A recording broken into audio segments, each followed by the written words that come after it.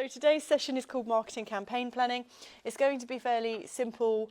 We'll have lots of discussion. I think it's probably the easiest way to do this session. I'm Annalise. Hello. I work for myself, 22 Midnight, but I'm also on contract with the council, which is why all these workshops are for free. And I'm offering one-to-one and other bits and bobs. So if you want to chat to me about anything to do with your business outside of this, websites, etc., give me a shout. So how to create a marketing campaign for your business? So a well-planned marketing campaign can help your business to attract customers, build your brand awareness and increase sales. And if you've been to a session before, we've looked at kind of multi-platform, and I would suggest that campaign planning works really, really well if you're doing things across multiple platforms. And by that I mean you've made media sites, maybe you're doing a newsletter, maybe you're doing some print, like leaflet dropping, that sort of stuff. So multi-campaigns, campaigns that have multi-content are always very popular. And also something that we've said before in traditional marketing in one of the sessions is that traditional marketing works very well in Gosport. So what is a marketing campaign or marketing campaign planning, and why might it be useful for you? So why are you here today? What do you think it is and why might it be useful? The difference between marketing planning overall is about consistency. General consistency of posting regularly. Maybe you've got 2 social media channels, Facebook and Instagram, and you're regularly just posting. That's just general campaign, like marketing planning. Campaign planning, the difference is that you can actually then be specific about maybe seasons or specific promotions and that sort of stuff too, which is why it's sometimes maybe easier to think of campaigns and do campaign planning, because the idea of being consistent every day forever is actually kind of more terrifying. Social media is great, and you can do cute social, which is like makes people feel good, but social media exists to sell. Everything in marketing exists to sell. We have to have the outcome of getting people to buy stuff, do stuff, book us, whatever. Otherwise, what's the point of doing it? So always have that in mind of who am I selling to and what do they buy? So it's worthwhile then when you think about structuring your campaign, so you're thinking, right, this time of year, this service is the perfect service. This time of year, this service is the perfect service. It's a really good way to think because you need money. We all need money. And that's kind of why we want to think about it. So what we want to do on the idea of this, we want to define what you want to achieve. So we want to define your goals. So what do you actually want to achieve? A campaign could be about increasing your followers. Okay, it could be increasing your inquiries. You know, it could be more people booking each month or donating, whatever, yeah? And then, so it could be increasing sales of specific product or service, raising awareness of your brand, driving traffic to your website or your store. All of these lead to money, okay? Or can lead to money or promotion. More awareness leads to more customers leads to more money. The end product is always money. So I'd like you to have a think about what you might like to achieve from doing better marketing. And I'd like you to think about that being specific, measurable, achievable, relevant and time-bound. So obviously the SMART, I think everyone's probably heard of this in the whole world, but the more specific you can be and the time-related you can be, the more likely you are to achieve it. And I'm a huge believer in manifesting my destiny as well. And I'm always smartly manifesting to make sure that it's, you know, it's relevant. It's going to actually really improve my bottom line. So specific, making sure you clearly state your goal. I want X amount of this. I want £4,000 a month from 2 video clients, blah, blah, blah. Okay, measurable. So if I say £4,000 a month and I say 2 video clients, boom. There's. I know if I haven't met that, it's not measurable. Achievable, is it realistic? Maybe I'm off my head. Actually, maybe I should say £2,000 a month from 2 clients. That's maybe more achievable. Relevant, so does it align with your overall strategy? So with you, we need to think about what you're actually doing and where you're going, so then it actually is in line. Yeah. Because a lot of people mismarket and they're marketing in a different thing to someone totally irrelevant. But you need to always have it in line. Like, who are you targeting? For why? What do you offer them? How can they get it? I'm a big believer in the buying cycle around when they're on the cycle. So they've found you on Google, they've gone to your website, they've gone to your socials. When you go back to your website, how quickly do you take their money? How quickly do you make it easy to book you, to talk to you, to do that bit, and we somehow, a lot of us put lots of barriers in place for that, make it overly complicated, or we speak too much in our language on our websites, or our contact form is lost, or we haven't got our email on the top of the, like on the website, you know, so make it really easy for people to access you. I'm conscious that there's two sources of noise is happening, sorry. And then, silence, and then time bound. So if, I don't know about you, but if I don't have a deadline, mañana. If someone tells me tomorrow, I'm like, crap, I'll be up all night and do it, you know. So give yourself a deadline, and, you know, maybe be a bit spicy with yourself. Give yourself a little bit of a scary deadline. A little bit of stress is quite motivating, actually, I find. So an example of this would be increase your online sales of product X by 20% in the next month. So you know product X, say it's 100 products a month, you know, it's 20 products you want to increase, measurable, next month you've got your KPIs. So we need to talk about your audience and who you're targeting, okay? So thinking about audiences in terms of age, gender, location, income. How much are they spending? Where are they spending it? What do they want to spend it on? And their behaviours, so who are they? What are their shopping habits? How do they like to buy things? What are pain points are you resolving? So you can even go into things around preferences, social media platforms. So are they on Facebook? Are they on Instagram? What age demographic are they? So do they prefer TikToks and Reels, or do they prefer static images and long content? Like really think about who they are. So on that note, I want you to think about a profile for the customer you want to talk to. And this could be an existing customer that you've already got. But it could be, you could have 5 or 6 different variations of customers that would probably use you, okay? So then what we want to do is we want to think about your message and what do you want to say, and thinking about your product or service and how you solve that problem for them is really key, yeah? So what is your secret sauce, and how do you specifically solve a problem for people? What we want to do is also highlight unique benefits, so affordability, quality, speed, all those lovely things about how you process, but also think about how you can improve your processes with that in mind. So actually my ideal client, that one of the things that comes up is that I don't quote in this way, or they can't get hold of me by phone. Think about the barriers to entry and making sure you're accessible. And then using clear call to actions. Shop now, learn more, sign up. Ask people to do stuff. Social exists for you to ask people to do stuff, okay? It's not just, it is just for entertainment too, but you guys want to use it to get stuff to happen. So an example would be save time and money with our eco-friendly cleaning service. Book your first appointment today and get 20% off. Easy, nice, get people to do stuff. And on some of your artwork and things like that, your images, put some of your text on your images as well. So have nice images that just stand alone, but then have some call to action on your text, on your pictures as well. So people know that sometimes you do ask them to do stuff, like share me, book now, find out more, enter the competition today, whatever it is. So then we want to think about your marketing channels and where you share your message. So this is where we've talked before about social media channels. And Instagram being slightly younger, but still sort of 30s, 20s, 30s. Facebook being the older demographic, so 45 plus. TikTok, really good for typically for the younger generation, but the reach on TikTok is wild. Like it's really, really good. Email is ideal for updates, offers, and personalised communication. If you're going to do email marketing, though, it's quite a ball ache, and it takes a lot of your time. So just be mindful, if you're going to do things like newsletters, you've got to be regular, you've got to be consistent with these things. Advertising, so flyers, posters, local news, we've talked about that. Traditional marketing does work really well. We've got lots of hubs that you can put things in.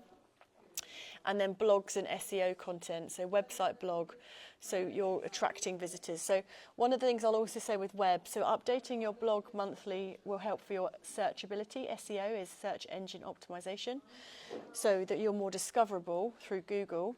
But also what you can do is if you have a Google My Business associated with your company, which you should do if you have one, you can also put one of your social media posts a week on your Google My Business as a post. And that will drive more traffic to your website. So it's worthwhile thinking about putting a post. And you could just do the same social media post, so just whatever quote or offer or whatever. And then match your channels to your audience's preferences. So we're thinking about here, what marketing do they respond to? And then we're thinking, right, I'm going to do that. So if you know your older clientele, your older brides are going to be on Facebook, your younger ones are on TikTok. So then you start diversifying your audience a little bit. So maybe you put less stock into older advertising on TikTok or Instagram and more stock into older on Facebook. Yeah. Not to totally exclude anyone from any channel, just FYI, because there'll be like a mum on Facebook that might see some of her daughter. So the younger stuff would target her. So, but just to be mindful of it. And then thinking about budgets and spending and breaking down activity by spend. So Facebook ads or Google ads, you know, adverts. I don't love advertising, but you can get good returns on it. There's an argument that about 70% of ads go to bots on Facebook because there's so many fake profiles. And obviously these accounts, they want to get money off you. So Facebook go, oh, that reached 100,000 people. And you're like, well, I didn't get 100,000 bookings. So what are you on about, Facebook? Right. And then production costs, so graphic design, photography. So do you do it yourself? Do you do it through Canva? Do you pay people to do it for you? What is your cost of your own time to be doing these things as well? And then distribution, so if you're going to print flyers and other bits and bobs.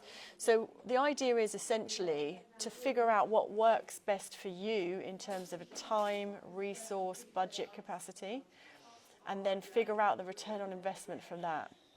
So if you're not measuring your outcomes, when you put flyers out everywhere around town and you get 10 hits on your website versus if you do a social media post and you get 25, you think, well, save my money on the printing, save my money on the design, and I got more for my buck.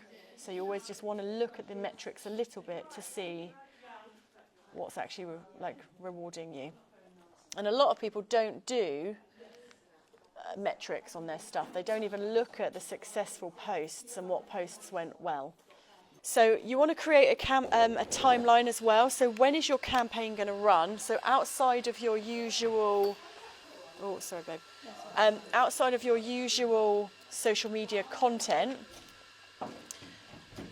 when are you going to do specific campaigns? Okay, so you're going to do a push on graphic recording, okay?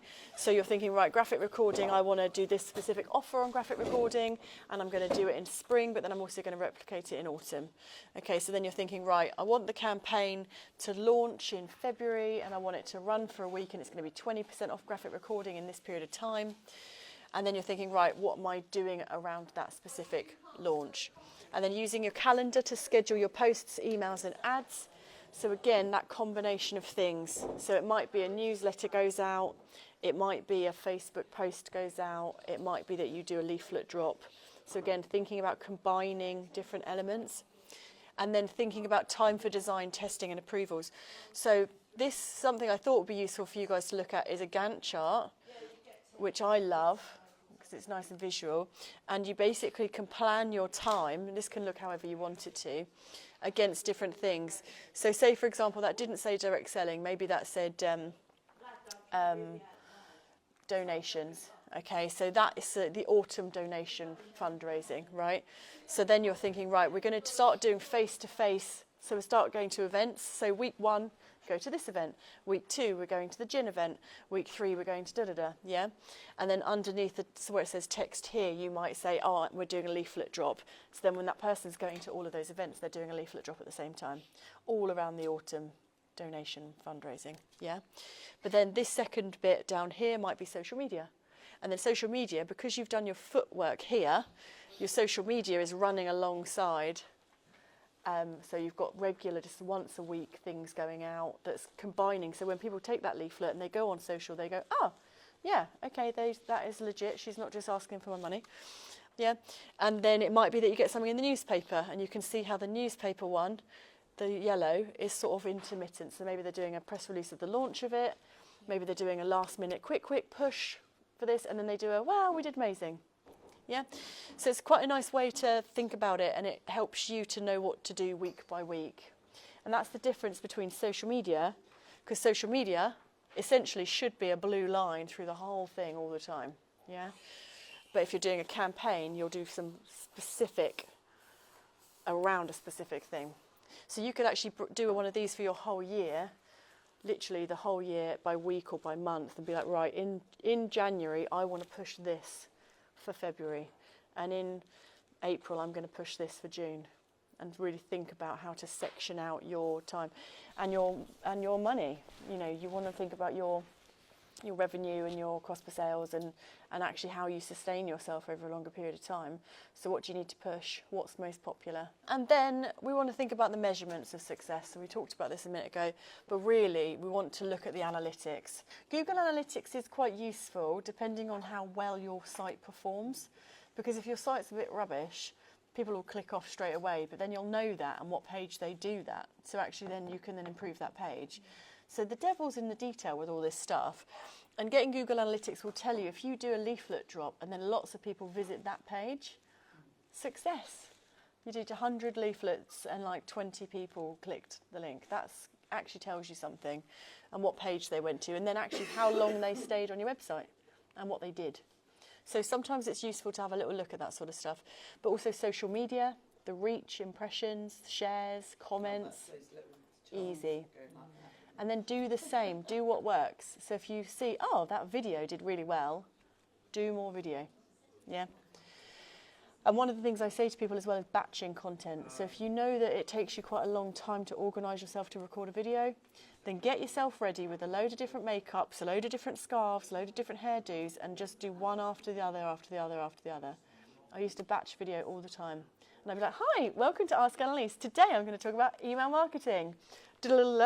Chop, chop, chop, chop, chop. Hi, Annalise here. I'm talking about video today. And it literally looked like different days, but I did all of them on the same day. And then I've got the content, I schedule it into social media, and I forget about it. Great. So I recommend batching, because getting in the headspace of your ideal client as well, and being less you and more them, is really key to that process too. And then you want to then be looking at also sales, clicks, impressions and engagement. So you want to see that it actually returns some sort of investment. How many people booked last month compared to this month, and what did you do differently? So take a little bit of time. So then ask yourself, are you reaching your audience? And in a way that you can find that out is when someone comes into somewhere you work, say, how did you find out about this today? How did you see me? How did you know about me? I asked you, didn't I? Yeah.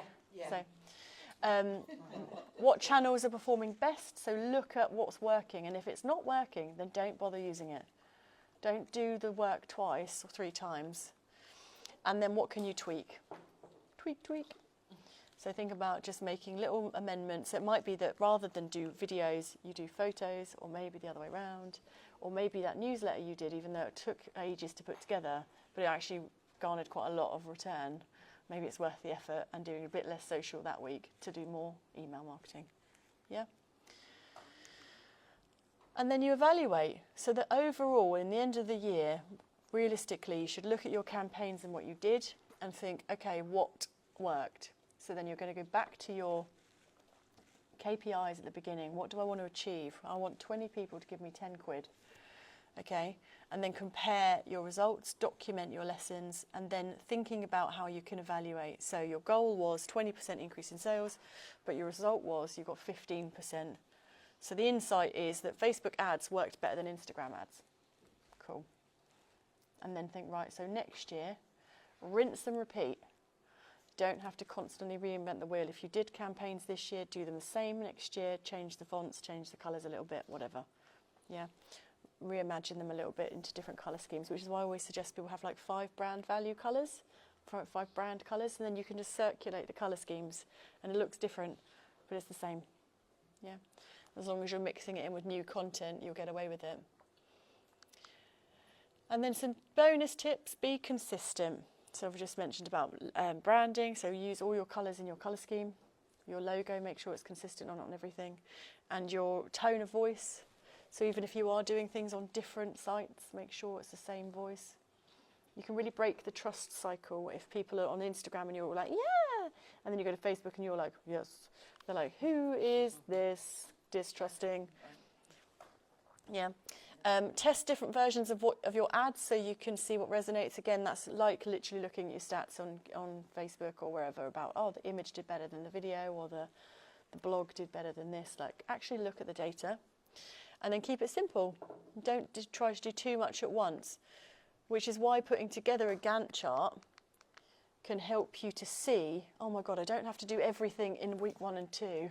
I can actually do week 1's content, weeks 2, bit by bit by bit. You know, the eating the elephant analogy, eat it bit by bit.